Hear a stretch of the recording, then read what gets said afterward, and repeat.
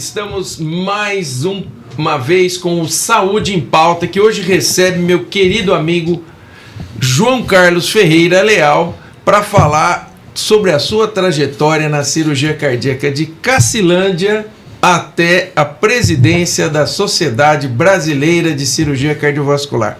João, que alegria ter você aqui. Bom, Volpi, primeiramente eu tenho que te agradecer. Para mim é uma honra estar aqui, né? Poder estar aqui no seu podcast e a gente bater um papo do que foi essa história aí. Espero que a gente possa lembrar de tudo. Vai Você lembrar. teve um pouco, Lembrar. participou um pouco disso daí, né? Veja bem, antes que todo mundo puxe minha orelha, como é que é? Curta, comente e compartilhe. Eu sempre esqueço, mas eu vou falar de novo, senão quando termina aqui o pessoal da produção puxa minha orelha. Então, curta, comente e compartilhe. O João é um grande amigo meu, fizemos residência juntos e desde então temos uma amizade que vem se estendendo ao longo de muitos anos, né, João?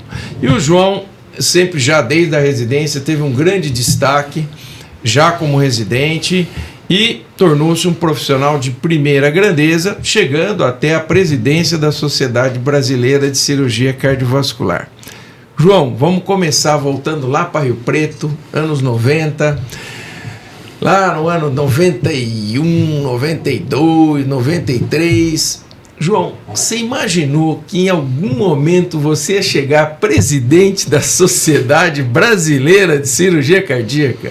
Então, você sabe que eu nunca programei isso. Isso foi um avanço no meu trabalho, a gente foi participando, né, seguindo os passos do professor Braille, e de repente eu me vi já nos bastidores da sociedade. Depois eu me vi como diretor do site, aí que começa todo o processo. Né? Caminhar. Mas eu nunca tive isso como objetivo de vida, nunca tive.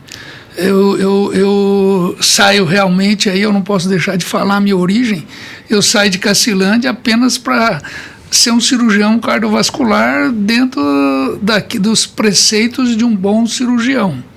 Mas posso confessar a você que não imaginava que a coisa fosse tão longe. Não. E como é que foi a tua chegada em Rio Preto? Porque eu lembro que você tinha muita amizade com o pessoal de Vitória, com o Dr. Sharif e tudo mais. Como é que foi a vinda para São José do Rio Preto, o contato com o Dr. Domingo Braille, iniciar a tua caminhada na cirurgia cardíaca lá? Como é que foi?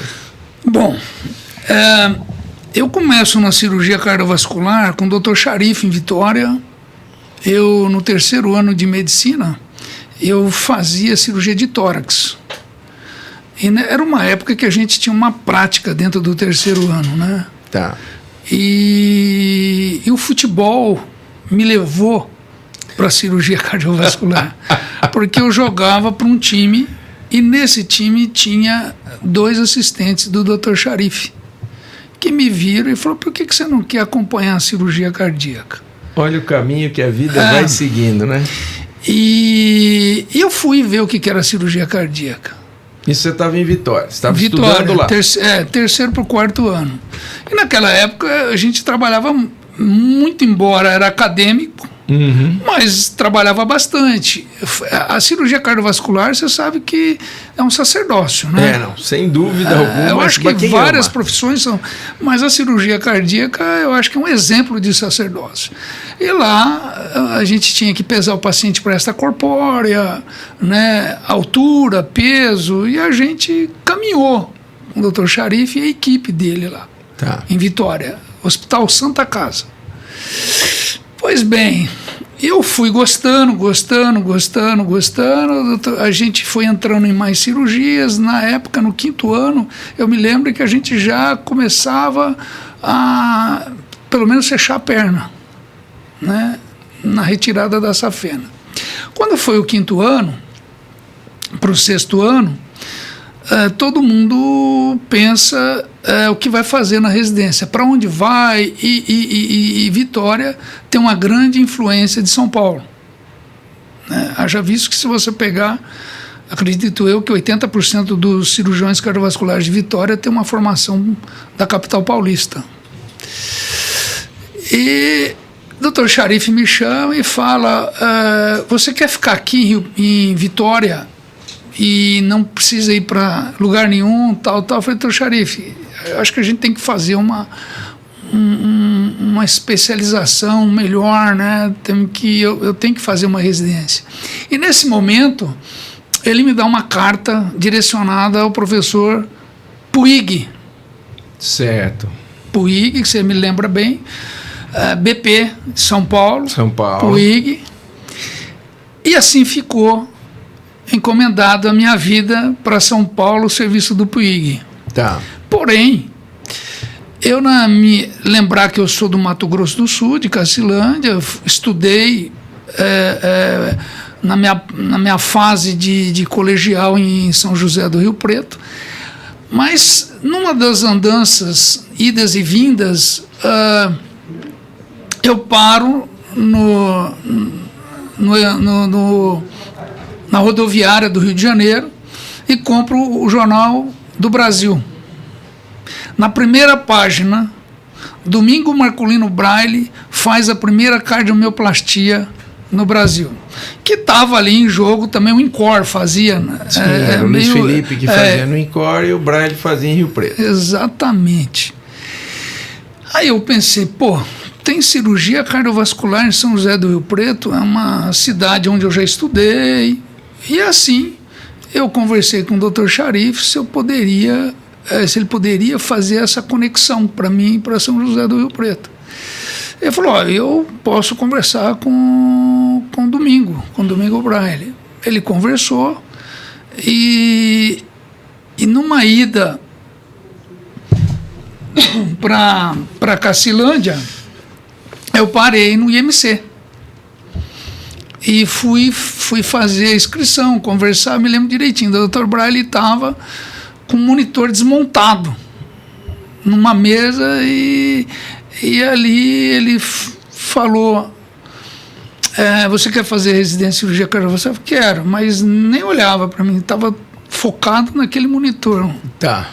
E aí, assim, foi lá, conheci o serviço, falou, então você vai lá no IMC, porque a cirurgia, você sabe muito bem que era na BP, é na BP, né?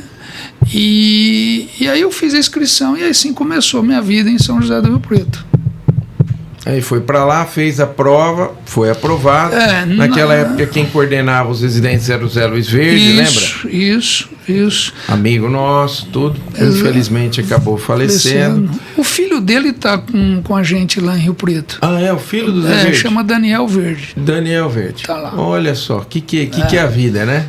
E foi para cirurgia cardíaca. Cirurgia cardíaca. O filho caçula. O filho caçula do Zé. Puxa vida. É muito bom. A gente vê nele um menino com muito tirocínio, muito fiel à cirurgia cardíaca, aos preceitos, sabe? Não, o pai era um excelente cirurgião, né? O Zé Verde foi um excelente cirurgião cardíaco. Aí, João, fizemos a residência juntos e iniciou depois o serviço do hospital de base. Você chegou a trabalhar no hospital de base em algum momento? Você ficou mais na BP de Rio Preto? Como ficou? Não, eu não posso deixar de falar que quem montou o serviço de cirurgia cardiovascular no hospital de base, o Dr. Braille como uma pessoa referência na cirurgia, mas o Marco Antônio Volpe foi a pessoa que moveu os bastidores. Né? A gente tentou dar um start lá. E aí, logo depois, eu entro na faculdade. Eu sou hoje professor adjunto, né? Bacana, hein, João? Que coisa legal. Faculdade. E cheguei a trabalhar um bom tempo, me dediquei porque naquela época a gente ficava um pouco na BP, um pouco no hospital de base. A gente participou do primeiro transplante cardíaco no hospital de base, Dr. Braille, o Marcelo, né? Eu e o Orlando. Sim, daqui da Unicamp. Da Unicamp. Mas aí eu fui tendo uma tendência na parte prática para BP. Né? Hoje eu tenho uma atividade só mais na parte científica na escola. Na escola. O bom é que você ficou com um lado assistencial e um lado privado, né? Que acaba sendo... Isso. João, me conta uma coisa. Como é que foi... você também tinha um carinho muito grande pela Faculdade de Medicina de Catanduva, que a gente dava aula lá, tudo mais. Como é que ficou? Depois o Dr. Braille ainda ficou um tempo lá, depois, como é que ficou a Faculdade de Medicina de Catanduva, a conexão com o Rio Preto? Como é que ficou isso? Olha, quando o professor Braille, o Dr. Braille sai da faculdade, na verdade a gente colocou como representante no lugar dele o Paulo Biagi. Colega nosso de residência. E eu fico como responsável, vamos dizer assim, para as cirurgias. Tá. E a gente avançou. Nós avançamos tanto na parte pública quanto na parte privada. Lembrando que Catanduva tem o hospital da Unimed. Tá. E tem o Hospital Escola, que é o Padre Albino. Padre Albino, eu lembro. Padre Albino, o Hospital Padre Albino, que é uma fundação. E lá hoje a gente avançou também no número de cirurgias. Hoje a gente opera lá um número razoável de procedimentos no setor público, né? Tá. Do SUS. E Rio Preto a gente opera na Benê, que perdeu a prerrogativa de operar paciente do SUS. Que acabou ficando tudo no hospital de base, né? Isso, e na Santa Casa de São José do Rio Preto. Na Santa Casa de São José do Rio Preto. Foi uma determinação por questões de regulamento público, né? Tá. Né? E assim caminhou. A gente, depois de Catanduva, né? A gente... Na faculdade, teve uma época que a gente era faculdade, Catanduva e BP, ficava esse rodízio aí, teve período que a gente teve que andar bastante, né? Eu imagino, João. De carro, Isso foi um período logo depois que eu chego da Itália, né? Sim. Logo depois que eu chego da Itália. Que é exatamente minha próxima pergunta para você. Quanto tempo você ficou na Itália? Você ficou no serviço do Di Bartolomeu, né? Não. Eu, quando fui a primeira vez para a Itália, eu fiquei no serviço do Antônio Maria Calafiori. Do Calafiori, que depois foi para o Oriente Médio, não é isso? Foi para Riad. Exato. Ele andou por algumas cidades na Itália, mas depois foi para Riad e hoje ele está na Itália novamente. Ele voltou? Voltou. Tá. Então você foi inicialmente para o serviço do Calafiori e ficou quanto tempo lá, João? Lá eu fiquei quase 8 meses. Tá. 8 meses, era para ficar 1 ano. Tá. Mas já estava, era um serviço bom, né? Na época estava a cirurgia sem SEC era a onda do momento, né? Tá. E naquele instante o Calafiori e Angelini, né? Eles lançam a Last Operation, que é a cirurgia. Dr. Enio, né, com Benetti, já vinha fazendo a cirurgia sem SEC e tal. Esses são os pioneiros da cirurgia sem SEC.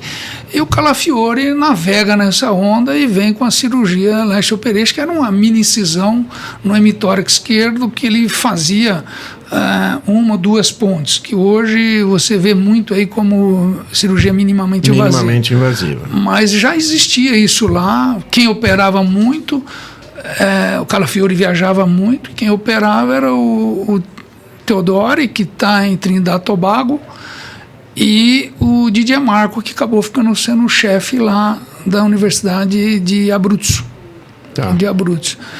E eu fiquei lá esse tempo, era um serviço muito interessante. Ali a gente começa a fazer uma captação de ideias, né? Sem dúvida, ali a gente aprendeu que o serviço valia a pena você fazer o pré e o pós, porque lá todos eram cirurgiões, desde da internação do paciente, da avaliação dos exames pré-operatórios, a terapia intensiva no pós-operatório. Isso a gente também aprendeu no IMC ali com o Dr. Braille, né? Sim. Mas lá era mais robusto. Tá. Era mais robusto. E aí a gente começou a ver que fazer isso daí fazia um serviço, não diria completo, mas no entendimento do cirurgião cardíaco, não ficar só ali na intervenção. Sim, né? Ele faz todas as etapas da terapêutica. Todas as etapas. E a gente foi incluindo isso no dia a dia lá em São José do Rio Preto, né? Tá. Entregando o paciente de uma forma mais limpa, mais completa para o clínico. Para o clínico. Ele volta com toda essa parte do evento cirúrgico todo resolvido. Né? O Calafriori tinha, na época eu contei 23 residentes. 23 Nossa. Residentes mais os assistentes. E assim, um cuidava da captação de dados para publicação. As publicações eram quem fazia era a captação, era o residente, eu conheci o Vitola, que fazia uma captação, né? Giuseppe Vitola, e assim a gente foi entendendo que esse era um caminho bom para implementar aqui no nosso local de trabalho. Tá. Né? E aí você volta para Rio Preto. Voltei para Rio Preto. Voltou para Rio Preto. Depois você voltou para a Itália de novo. No serviço do Bartolomeu, como é que foi isso? Quando eu voltei, aí foi um tempo, deu um tempo aí, deu um delay aí. Tá. Né? Quando eu volto, em Rio Preto tinha um hospital, agora está parado, né? Na época, esse hospital, a gente estava começando um novo serviço, Dr. Braille, Nossa Senhora da Paz. Tá. E Dr. Braille, quando eu chego, falo, vamos marcar então uma cirurgia da Last Operation aqui. E lá foi o primeiro caso. Né? Tá. E a gente andou. Era o momento da coronária, né? A gente se via sem SEC. Né? E aqui no Brasil também os congressos eram massacrados, só se falava nisso. E era sem SEC menos FA, sem SEC menos inflamação e tal. Depois começa as cirurgias de minimamente invasivo para mitral. Eu tinha visto isso com um cirurgião, Matia Glauber, no congresso lá no Paraná, se não me engano. E eu fui para a Itália, né? De novo, né? No outro serviço. Aí eu fiquei menos. Fiquei 1 mês e alguns dias assistindo cirurgia minimamente invasiva para válvula mitral. Em que cidade lá da Itália? Massa Carrara, a terra do mármore. Tá. Né?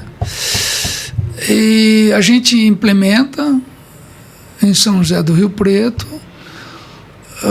mas logo depois eu numa conversa, eu tive o prazer de estar numa roda com o professor Braille, o professor Enio e o professor Tirone. Numa das vindas dele aí, eu estava lá só com o ouvido. As feras conversando e a gente só ali, ouvido, né, por perto. E ali o Dr. Tirone falou assim, tem que se envolver com a aorta.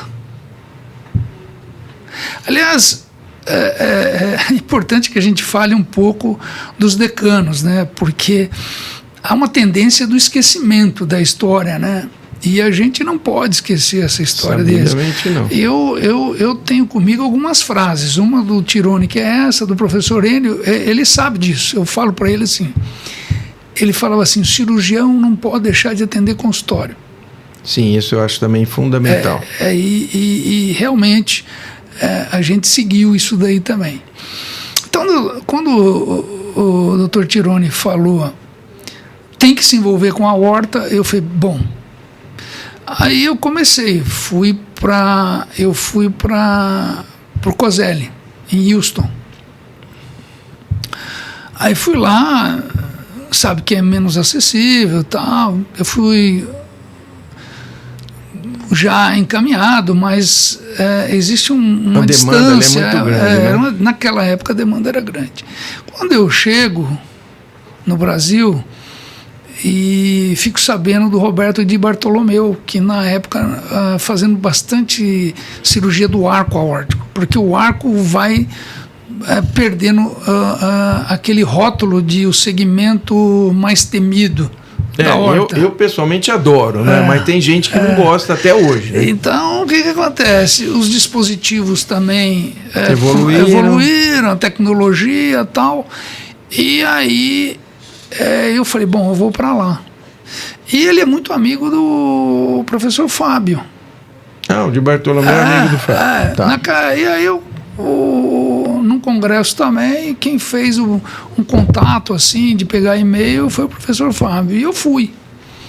Poxa, que legal. Fui e cheguei lá.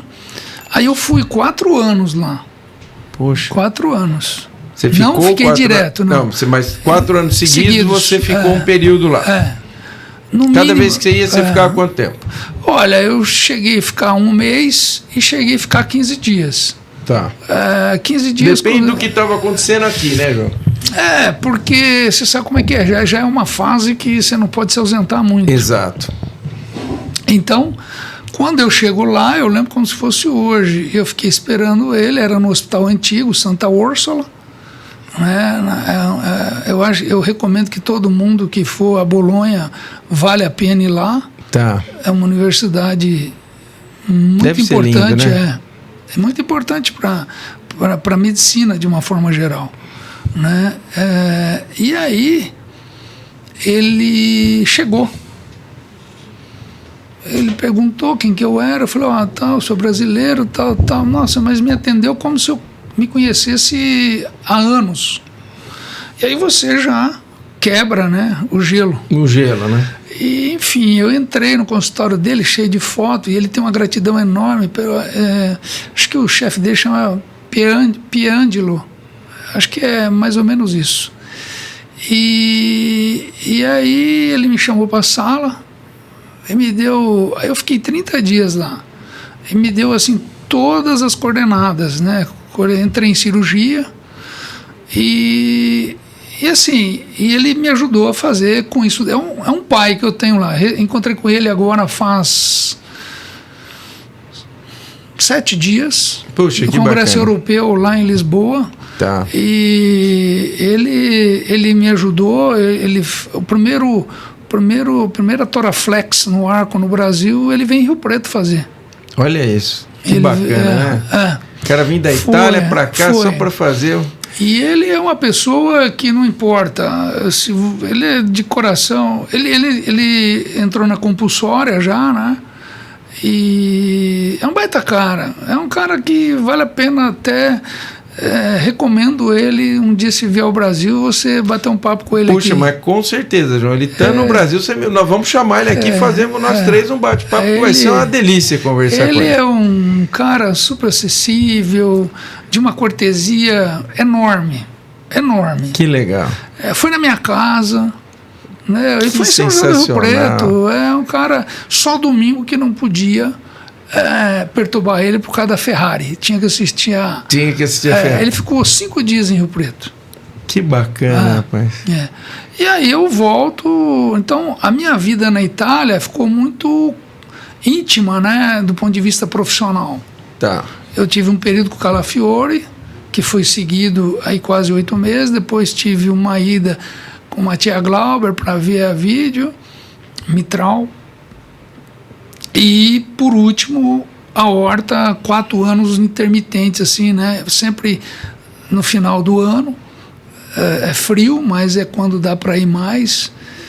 E acabei tendo esse contato com a Itália, porque através de um você conhece o outro, que você conhece...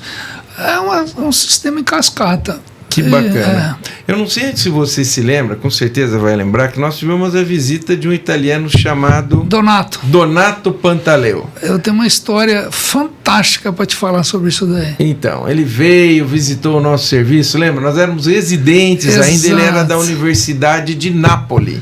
Exatamente. Do Dr. Nicolas Spampinato. Spampinato. Você encontrou o Donato lá? Como é que foi? Então, essa história é assim, o mundo... É muito interessante a coisa, porque quando o Donato esteve em São José do Rio Preto, ele ficou lá, acho que um mês. Um mês lá com a gente. Quando ele ficou lá, ele ficou super, né, se aproximou muito da gente, falou, quando vocês forem para a Itália, me procura. E eu fui para o Calafiore. Nesse período de 7 meses e meio, 8 meses, eu sempre, final de semana, eu pegava carona com um estudante da Universidade de Abruzzo e depois voltava de ônibus. Tá. E eu fui para Salerno, que é depois de Nápoles. Tá.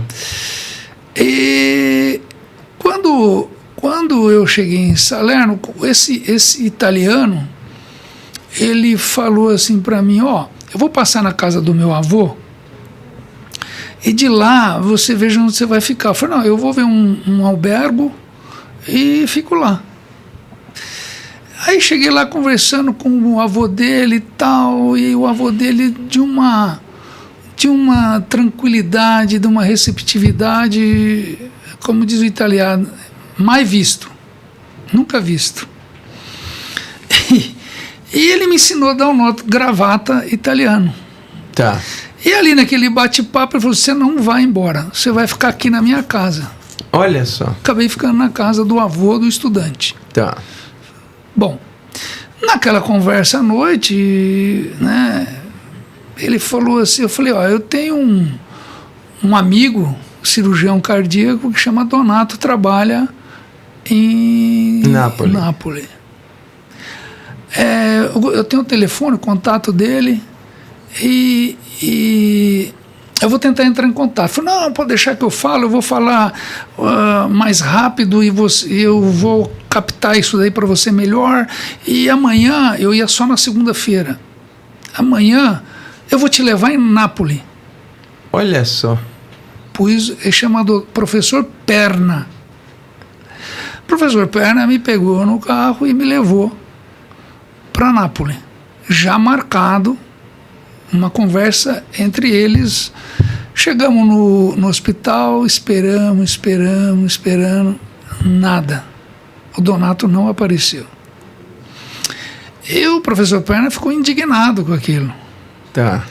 E para me deixar assim, né, um pouco contente, ele me mostra a Costa Amalfitana, que é uma beleza de... Recomendo também a todos conhecer. Bom, eu volto para Rio Preto. Depois de 8 anos, 9 anos, quem que aparece em São José do Rio Preto? O filho do Donato. O filho do Donato Pantaleo. Aí, bom, de novo a Braille, precisa dar uma assessoria, tá? Bom, peguei ele, levei no hospital e jantamos, almoçamos. Foi embora e eu não vi o Donato. Bom, falei agora há pouco que eu fui para Bolonha no serviço do Di Bartolomeu.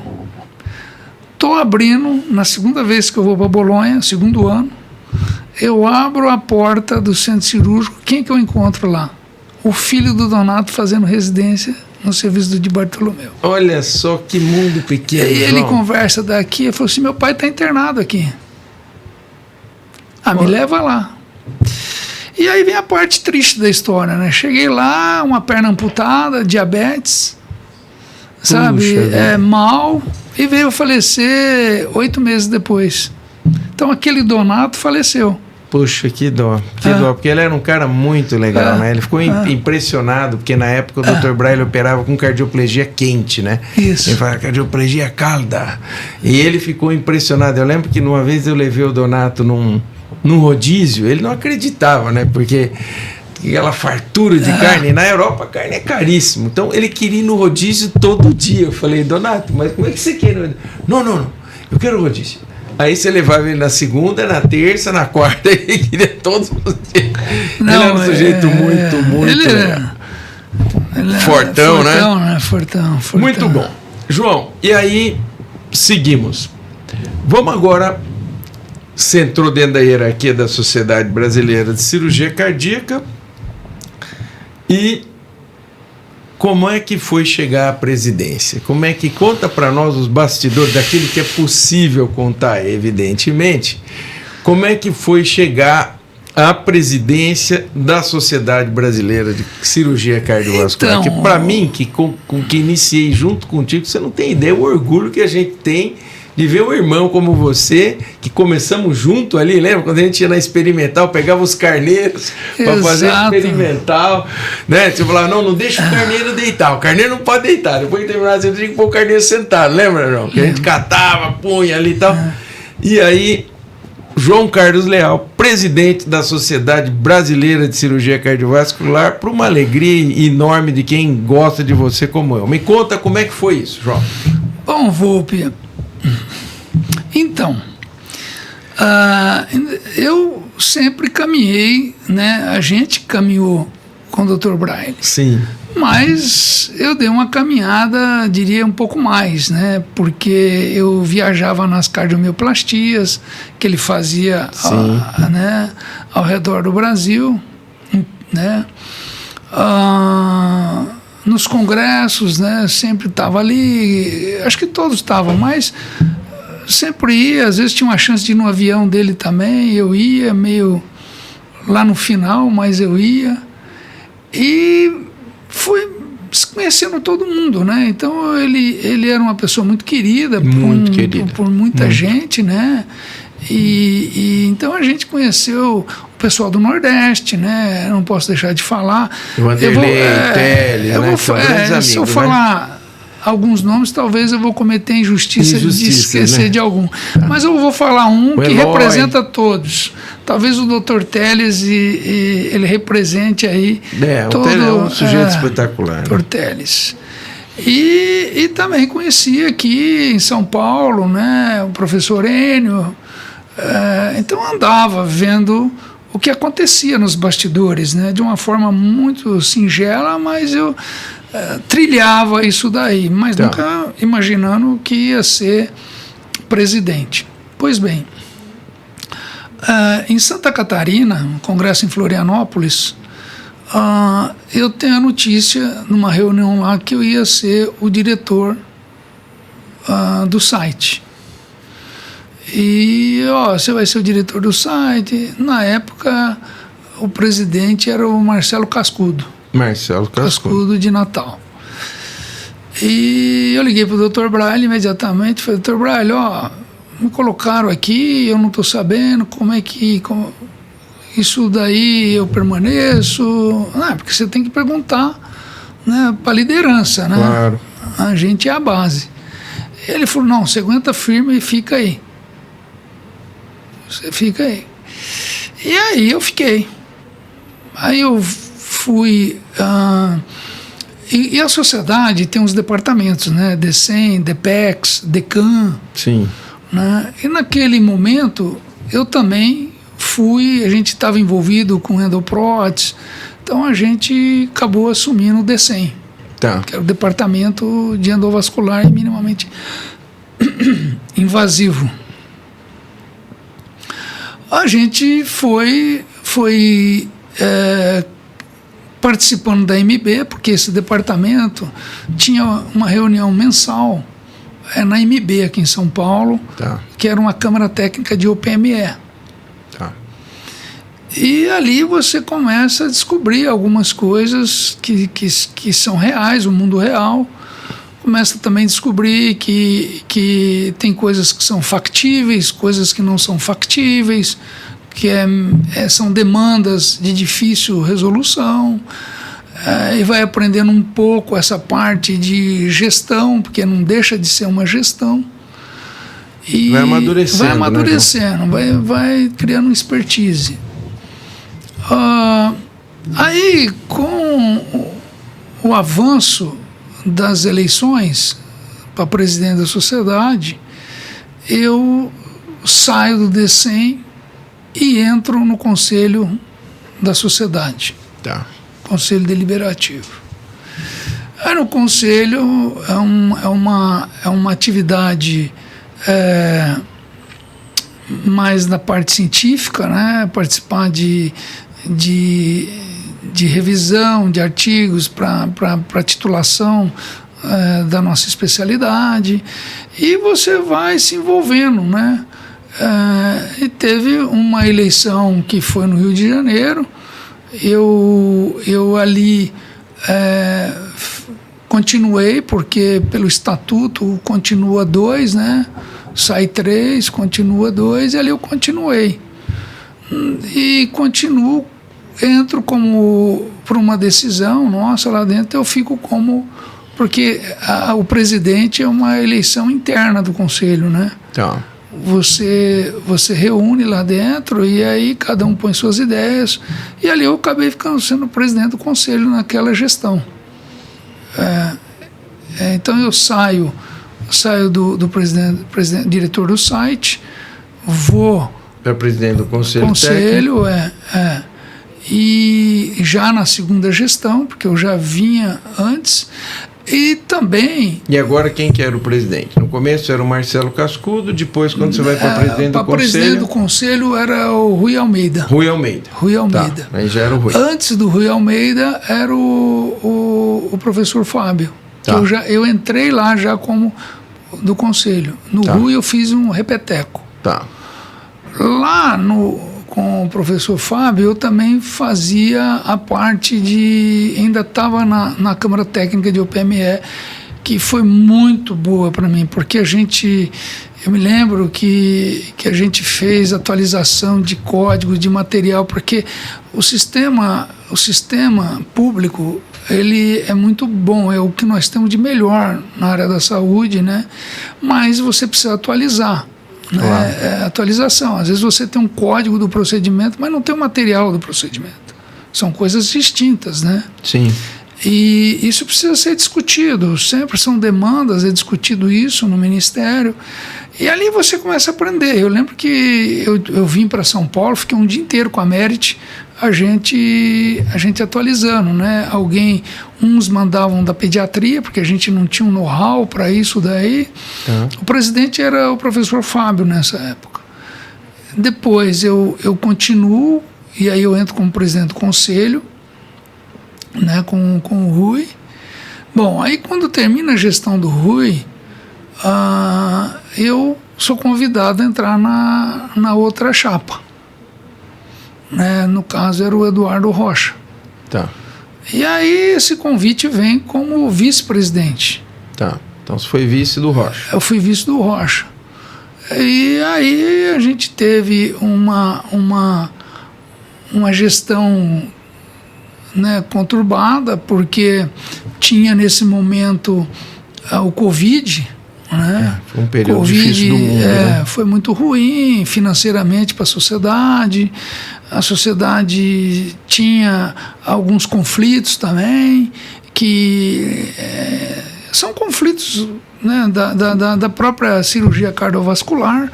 Né? Já diz que o único caldeirão de médicos que os índios não tomam conta é de cirurgião cardiovascular. Porque eles podem sair que um mata o outro. Exatamente. Né? Cirurgião que nem o peixinho beta, né? Não pode ficar sozinho, né? E aí o Covid machucou muito, feriu muito a sociedade financeiramente. Sim.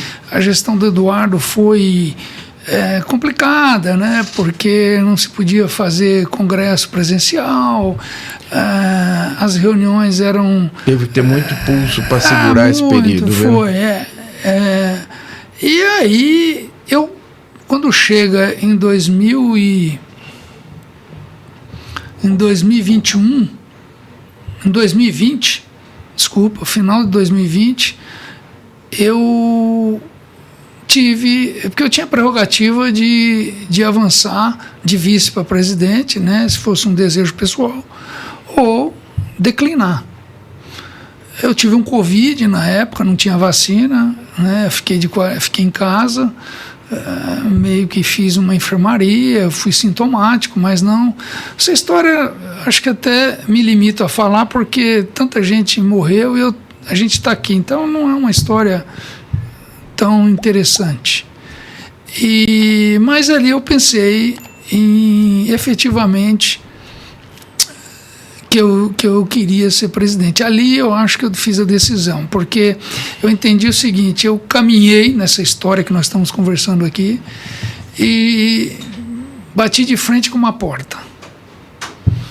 Abro a porta ou não abro a porta? Que abrir, né? Um dia, eu talvez ia me perguntar por que eu não abri essa porta. Por que eu não abri a porta, claro. Entendeu? E aí eu resolvi, né, fiz um convite para o Vinícius Nina para ser meu vice. Um vice não, eu sempre falei para ele que ele seria o segundo presidente. Tá. Eu acho que... ele é um cara bacana, né? Super. Muito gente super. Boa. Um cara de uma qualidade fantástica, trabalhador. E eu tive a grata surpresa da gente trabalhar nas demandas. Teve algumas demandas que a gente meio que criou uma redoma para não ter interesses, né? Só o meu lema é união e trabalho. A sociedade precisava de união e precisava de trabalho, precisava de dinheiro, de sair da UTI financeira, né? Tá. E saiu, eu não posso deixar de falar aqui, tudo isso daí com a maior contribuição das meninas lá da sociedade. Eu também vou falar um nome que representa todas, né? A Merit. Sim. E a gente, querida amiga nossa, né? Exatamente. E a gente foi, né? Foi convocando, né? Então a gente acabou fazendo essa aproximação de todo mundo, mostrando que a sociedade precisava era unir, trabalhar, fazer algo melhor, porque do jeito que estava não estava legal, não estava legal. E aí eu pergunto, você chegou lá, abriu a porta, qual foi o maior desafio? Chegou, tá lá o João, primeiro dia de presidente da Sociedade Brasileira de Cirurgia Cardiovascular. Caiu sua ficha e falou, bom, agora a bola é minha, sou eu que tenho que cobrar esse pênalti aqui, agora não posso pedir ajuda dos universitários, agora eu já aceitei o cargo. Qual foi o primeiro grande desafio e qual foi o maior desafio que você enfrentou? Primeiro desafio que você enfrentou como presidente, qual foi? Que pode ser contado. Eu vou te dizer uma coisa que não foi um desafio de demanda. Acho que o primeiro desafio foi o meu mesmo. Porque a gente vem de uma formação muito caipira, né? Eu venho de Cacilândia e de repente a gente é discípulo do professor Braille, do Dr. Braille, que era excelente profissional, falava bem no púlpito, operava bem. Sim. Né? E tinha as ideias maravilhosas, era inteligente, brilhante, né? Um baluarte aí da cirurgia cardiovascular. Então, assim, o primeiro desafio era saber se eu ia dar conta do recado.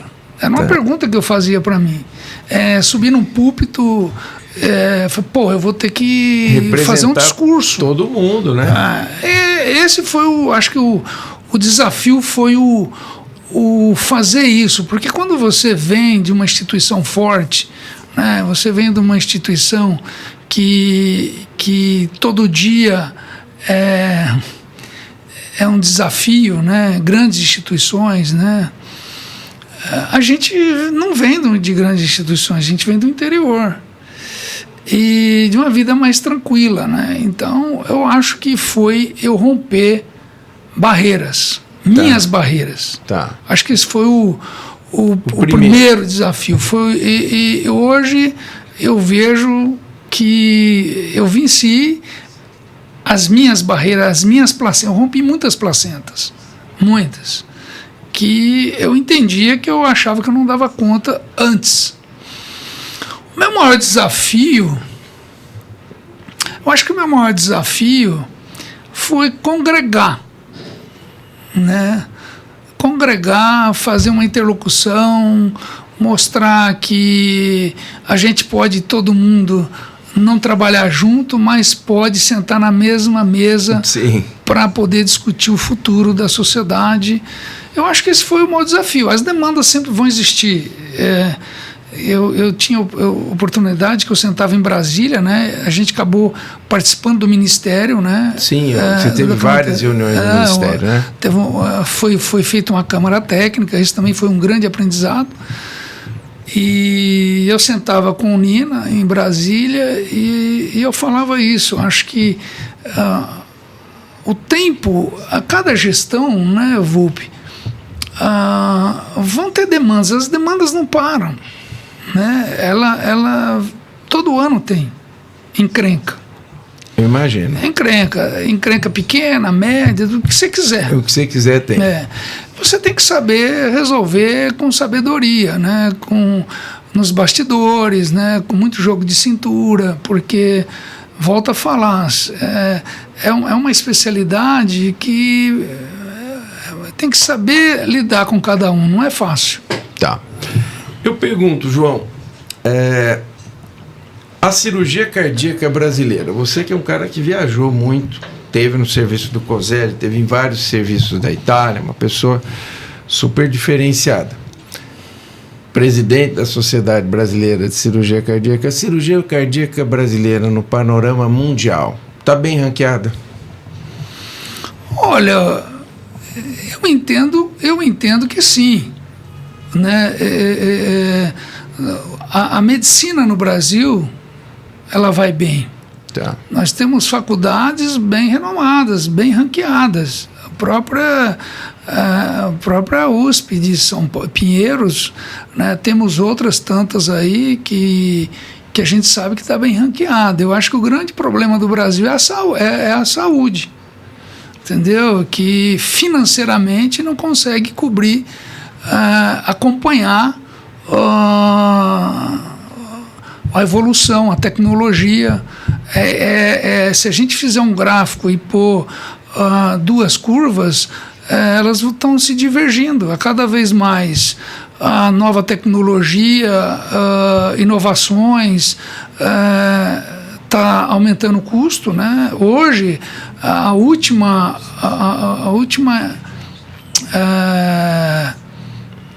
percentual de inflação de custo de OPME estava em torno de 27%. E os convênios, os planos de saúde, as seguradoras, eles não conseguem acompanhar essa evolução. Entendi. Então eu entendo que a medicina no Brasil ela é bem ranqueada. O que é difícil no Brasil é a saúde. É a questão do dinheiro, né? Do dinheiro. Eu acho que o dinheiro é uma coisa que tem que ser muito discutida, e aí que eu não quero, de forma alguma, fazer nenhuma apologia política, né? Mas eu estou falando como que a gente vem acompanhando, né? Sim. Há recursos para uns que têm... são beneficiados por questões de ligação com o governo, tal, mas nós temos muitos setores que esse dinheiro não chega de forma isonômica, né? Entendi. Então, assim, é muito difícil isso daí. Eu acho que esse é o grande desafio para os gestores aí. Tá. É um grande desafio para os gestores. João, nós estamos caminhando para o fim do nosso papo, que está muito gostoso. Eu vou te chamar aqui mais vezes para a gente conversar, grande irmão. Eu queria que nesse final agora, nós temos muita gente nos assistindo. Esse programa atinge diferentes camadas, médicos, não médicos, enfim. E você é um case de sucesso. Eu acompanhei do começo até agora, né? Eu queria que você deixasse uma mensagem para quem está nos ouvindo, que está se interessando por fazer cirurgia cardíaca, porque fatalmente pode ser que entre os nossos ouvintes esteja alguém que, como nós no passado, você jogando bola, eu assistindo cirurgia, você assistindo cirurgia, conheceu lá o pessoal do Xarife, depois veio parar em Rio Preto, ficamos amigos, e o João jogava a bola bem, viu? Joguei com ele, não, o cara era bom, não é só operando que ele é bom, não. E aí eu queria que você deixasse uma mensagem para quem está nos ouvindo e pensa em fazer cirurgia cardíaca. Olha, Volpi, eu entendo que o profissional que quer, a pessoa que quer ingressar nessa carreira, que é uma carreira longa e dificultosa, ele tem que fazer o melhor dele. Tá. Ele tem que fazer o melhor dele. tanto do ponto de vista captação de formação, pós-graduações, tem que fazer publicações. Eu acho que publicar é uma referência que você deixa no sistema. Claro. Entendeu? Você marca seu nome na história, né? Eu acho que o sol brilha para todos. Pode ser que brilhe mais para uns e brilhe menos para outros, mas que ele brilha, brilha. Eu entendo que, além de fazer o melhor, você tem que fazer o melhor, né? E procurar inserção, né, dessas novas tecnologias. Sim. Porque hoje o cardápio da cirurgia cardiovascular mudou, né? É muito. Você não pode andar só na esteira da cirurgia convencional. Não pode, você tem que andar na esteira das terapias que estão surgindo aí. E para o cirurgião cardiovascular é uma coisa nova. Sim. Nós do Brasil é nova, até porque se a gente entrar no lado de recurso financeiro, é muito difícil ter uma formação, ter centro de treinamento para isso daí. Sim. Então eu vejo isso, fazer o melhor. Uma entendeu? boa formação. Uma boa formação. E se envolver com as novas tecnologias. Né? Não desistir. É um sacerdócio. É um sacerdócio. Tem que ter muita resiliência, né, João? Muito. Se tivesse que voltar ao passado, eu faria tudo de novo. Sabidamente. Eu não posso deixar de falar que nós tivemos bons momentos. Era uma época difícil. Né? Não só porque eu lembro que o governo tinha sequestrado todo o dinheiro naquela época, então era difícil. Você lembra disso? Lembro. E se falava que ia ser para frente ia ser uma vida mais difícil ainda, e as coisas aconteceram dessa forma aí. Então eu acho que é isso daí. Com muito orgulho que eu venho aqui poder falar isso publicamente. Que bacana, João. Olha, você não sabe a alegria que eu tenho, porque assim, nós iniciamos essa caminhada juntos, lá atrás, com o Dr. Domingo Braille. Eu me lembro, quando a gente estava... A Braille Biomédica era uma casa de esquina, você lembra disso? Lembro. Era uma casa de esquina, gente. Uma casa alugada, adaptada. Tinha um centro cirúrgico experimental. A gente pegava o carneiro aqui embaixo, lembra, João? Levava o carneiro lá para cima para fazer cirurgia experimental no carneiro. Num outro departamento da casa tinha o setor das válvulas, tudo. Isso virou uma potência. Hoje a Braille Biomédica, falei com a Patrícia, quero que ela venha dar uma entrevista para a gente aqui da evolução da Braille. Quem vê a Braille hoje não viu o início que a gente viu, né? Nós ali estávamos juntos e foi muito bacana. Nós tivemos ali, naquela época, vinha o pessoal do professor Enio, da Escola Paulista, lembra? Que vinham, o Valtinho, o Miguel, vinham para Rio Preto, desenvolveram teses lá. Então, foi um congraçamento muito grande que a gente fez com o pessoal da Escola Paulista de Medicina, que hoje são nossos amigos, encontramos aí nos congressos. Então, assim, hoje, estar aqui conversando com você, ouvindo toda essa tua experiência, passa um filme na cabeça da gente. Nós tivemos um cara muito à frente do seu tempo como nosso mestre, que foi o Dr. Domingo. Ele era um cara, ele era um cara irrequieto, né? Ele fazia, mas ele estava sempre à frente do tempo, né? E ele vinha, né? João, Volpe, vamos fazer trabalho para congresso, e leva, e vai. Então, isso tudo foi criando, né? Lembra que tinha o DPP, Departamento de Pesquisas e Publicações, com a Doroteia, aí fazia os trabalhos e publicava. Então, tudo aquilo foi deixando, né? Que era difícil, porque tinha que pedir para Bireme. Demorava um mês, 20 dias para receber o trabalho. Receber o trabalho, aí fazia todo aquele levantamento bibliográfico para fazer, e aí ia fazer as apresentações, e ainda tinha os diapositivos, lembra, João? Tinha que pegar, ver o carrossel, o Dr. Braille ensinava, olha e vira e põe e tal. Então, era um outro momento. E a gente viveu tudo isso, e hoje...